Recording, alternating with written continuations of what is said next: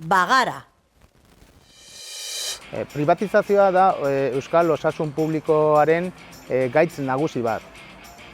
Laben, hamarkadak daramatzagu administrazioan planteatzen duen eredu privatizatzaile edo eredu publiko-pribatuaren aurkako borroka ideologikoan. Guretzat, Laben ustez, pentsatzen dugu privatizazioak direla osasun pribatura desbideratzen diren lan guztiak eta ere kanporatze lan guztiak, bai sukaldekoak, garbiketa, informatika, mantenimenduzko lanak, bestalde esklusibotasuna eskatzea beharrezkoa dela uste dugu.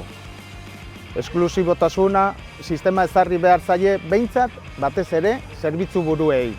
Osasun publikoan koordinazio eta kudeaketaren lanak egiten dituzten pertsona horiek ezin dute osasunarekin lotutako jarduera pribatu paralelorik izan. Autokontzertazioari buruz, Labek inoiz negoziatuko ez duen zerbait da.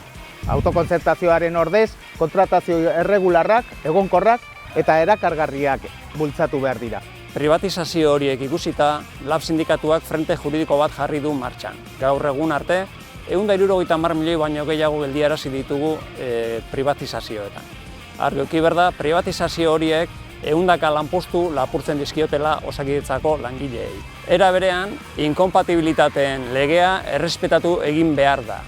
Laben ustez, Osakidetzako zuzendaritzaren privatizazio estrategiak langile guztiak mehatxatzen ditu.